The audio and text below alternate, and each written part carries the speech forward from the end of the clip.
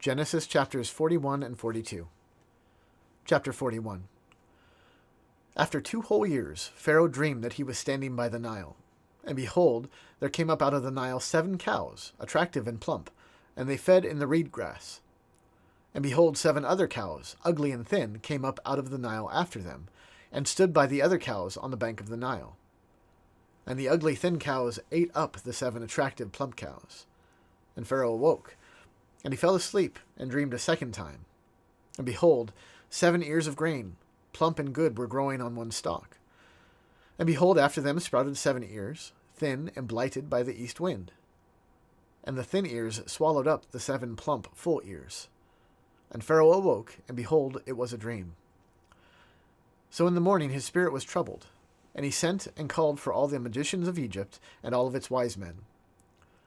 Pharaoh told them his dreams, but there was none who could interpret them to Pharaoh. Then the chief cupbearer said to Pharaoh, I remember my offenses today. When Pharaoh was angry with his servants and put me and the chief baker in custody in the house of the captain of the guard, we dreamed on the same night, he and I, each having a dream with its own interpretation. A young Hebrew was there with us, a servant of the captain of the guard. When we told him, he interpreted our dreams to us, giving an interpretation to each man according to his dream. And as he interpreted to us, so it came about. I was restored to my office, and the baker was hanged. Then Pharaoh sent and called Joseph, and they quickly brought him out of the pit. And when he had shaved himself and changed his clothes, he came in before Pharaoh. And Pharaoh said to Joseph, I have had a dream, and there is no one who can interpret it. I have heard it said of you that when you hear a dream, you can interpret it. Joseph answered Pharaoh, It is not in me. God will give Pharaoh a favorable answer. Then Pharaoh said to Joseph, Behold, in my dream I was standing on the banks of the Nile. 7 cows, plump and attractive, came up out of the Nile and fed in the reed grass. 7 other cows came up after them, poor and very ugly and thin, such as I had never seen in all the land of Egypt. And the thin, ugly cows ate up the first 7 plump cows. But when they had eaten them, no one would have known that they had eaten them, for they were still as ugly as at the beginning. Then I awoke. I also saw in my dream 7 ears growing on one stalk, full and good. 7 ears withered, thin, and blighted by the east wind sprouted after them. And the thin ears swallowed up the 7 good ears. And I told it to the magicians, but there was no one who could explain it to me. Then Joseph said to Pharaoh, The dreams of Pharaoh are one. God has revealed to Pharaoh what he is about to do. The 7 good cows are 7 years, and the 7 good ears are 7 years. The dreams are one. The 7 lean and ugly cows that came up after them are 7 years, and the 7 empty ears, blighted by the east wind, are also 7 years of famine. It is as I told Pharaoh. God has shown to Pharaoh what he is about to do. There will come 7 years of great plenty throughout all the land of Egypt, but after them there will arise 7 years of famine, and all the plenty will be forgotten in the land of Egypt. The famine will consume the land, and the plenty will be unknown in the land by reason of the famine that will follow, for it will be very severe. And a doubling of Pharaoh's dream means that the thing is fixed by God, and God will shortly bring it about. Now therefore let Pharaoh select a discerning and wise man, and set him over the land of Egypt. Let Pharaoh proceed to appoint overseers over the land, and take 1/5 of the produce of the land of Egypt during the 7 plentiful years. And let them gather all the food of these good years that are coming, and store up grain under the authority of Pharaoh for food in the cities, and let them keep it. That food shall be a reserve for the land against the 7 years of famine that are to occur in the land of Egypt, so that the land may not perish through the famine. This proposal pleased Pharaoh and all his servants. And Pharaoh said to his servants, Can we find a man like this, in whom is the Spirit of God? Then Pharaoh said to Joseph, Since God has shown you all this, there is none so discerning and wise as you are. You shall be over my house, and all my people shall order themselves as you command. Only as regards the throne will I be greater than you. And Pharaoh said to Joseph, See, I have set you over all the land of Egypt. Then Pharaoh took his signet ring from his hand, and put it on Joseph's hand, and clothed him in garments of fine linen, and put a gold chain about his neck. And he made him ride in his 2nd chariot. And they called out before him, Bow the knee. Thus he set him over all the land of Egypt. Moreover, Pharaoh said to Joseph, I am Pharaoh, and without your consent no one shall lift up hand or foot in all the land of Egypt. And Pharaoh called Joseph's name Zaphenath-Paneah, and he gave him in marriage Asenath, the daughter of Potiphera, priest of On. So Joseph went out over the land of Egypt. Joseph was 30 years old when he entered the service of Pharaoh, king of Egypt. And Joseph went out from the presence of Pharaoh and went through all the land of Egypt. During the 7 plentiful years the earth produced abundantly, and he gathered up all the food of these 7 years, which occurred in the land of Egypt, and put the food in the cities. He put in every city the food from the fields around it. And Joseph stored up grain in great abundance, like the sand of the sea, until he ceased to measure it, for it could not be measured. Before the year of famine came, 2 sons were born to Joseph. Asenath, the daughter of Potiphera, priest of On, bore them to him. Joseph called the name of the firstborn Manasseh, for he said, God has made me forget all my hardship and all my father's house.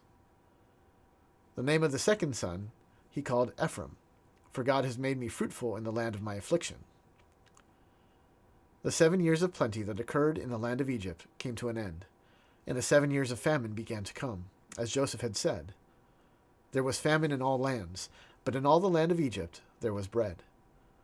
When all the land of Egypt was famished, the people cried to Pharaoh for bread. Pharaoh said to all the Egyptians, Go to Joseph. What he says to you, do. So when the famine had spread over all the land, Joseph opened all the storehouses and sold to the Egyptians, for the famine was severe in the land of Egypt. Moreover, all the earth came to Egypt to Joseph to buy grain, because the famine was severe over all the earth. Chapter 42. When Jacob learned that there was grain for sale in Egypt, he said to his sons, Why do you look at one another? And he said, Behold, I have heard that there is grain for sale in Egypt. Go down and buy grain for us there, that we may live and not die. So 10 of Joseph's brothers went down to buy grain in Egypt. But Jacob did not send Benjamin, Joseph's brother, with his brothers, for he feared that harm might happen to him. Thus the sons of Israel came to buy among the others who came, for the famine was in the land of Canaan. Now Joseph was governor over the land. He was the one who sold to all the people of the land. And Joseph's brothers came and bowed themselves before him with their faces to the ground. Joseph saw his brothers and recognized them, but he treated them like strangers and spoke roughly to them. Where do you come from? He said. They said, From the land of Canaan, to buy food. And Joseph recognized his brothers, but they did not recognize him. And Joseph remembered the dreams that he had dreamed of them. And he had said to them, You are spies. You have come to see the nakedness of the land. They said to him, No, my lord, your servants have come to buy food. We are all sons of one man. We are honest men. Your servants have never been spies. He said to them, No, it is the nakedness of the land that you have come to see. And they said, We, your servants, are 12 brothers, the sons of one man in the land of Canaan, and behold, the youngest is this day with our father, and one is no more. But Joseph said to them, It is as I said to you, you are spies. By this you shall be tested. By the life of Pharaoh, you shall not go from this place, unless your youngest brother comes here. Send one of you, and let him bring your brother, while you remain confined, that your words may be tested, whether there is truth in you. Or else, by the life of Pharaoh, surely you are spies. And he put them all together in custody for 3 days. On the 3rd day Joseph said to them, Do this and you will live, for I fear God. If you are honest men, let one of your brothers remain confined where you are in custody, and let the rest go and carry grain for the famine of your households. And bring your youngest brother to me. So your words will be verified, and you shall not die. And they did so. Then they said to one another, In truth, we are guilty concerning our brother, in that we saw the distress of his soul when he begged us, and we did not listen. That is why this distress has come upon us. And Reuben answered them, Did I not tell you not to sin against the boy? But you didn't listen. So now there comes a reckoning for his blood. They did not know that Joseph understood them, for there was an interpreter between them. Then he turned away from them and wept. And he returned to them and spoke to them. And he took Simeon from them and bound him before their eyes. And Joseph gave orders to fill the bags with grain, and to replace every man's money in his sack, and to give them provisions for the journey. This was done for them. Then they loaded their donkeys with their grain and departed. And as one of them opened his sack to give his donkey fodder at the lodging place, he saw his money in the mouth of his sack. He said to his brothers, "My money has been put back. Here it is in the mouth of my sack." At this their hearts failed them, and they turned trembling to one another, saying, "What is this that God has done to us?" When they came to Jacob their father in the land of Canaan, they told him all that had happened to them, saying, "The man, the lord of the land, spoke roughly to us, and took us to be spies of the land. But we said to him, 'We are honest men. We have never been spies. We are 12 brothers, sons of our father. One is no more, and the youngest is this day with our father in the land of Canaan.' Then the man, the lord of the land, said to us, 'By this I shall know that you are honest men. Leave one of your brothers with me, and take grain for the famine of your households, and go your way. Bring your youngest brother to me, then I shall know that you are not spies, but honest men, and I will deliver your brother to you, and you shall trade in the land.' As they emptied their sacks, behold, every man's bundle of money was in his sack. And when they and their father saw their bundles of money, they were afraid. And Jacob their father said to them, 'You have bereaved me of my children. Joseph is no more, Simeon is no more, and now you would take Benjamin. All this has come against me.' Then Reuben said to his father, 'Kill my 2 sons if I do not bring him back to you. Put him in my hands, and I will bring him back to you.' But he said, 'My son shall not go down with you, for his brother is dead, and he is the only one left. If harm should happen to him on the journey that you are to make, you would bring down my gray hairs with sorrow to Sheol.'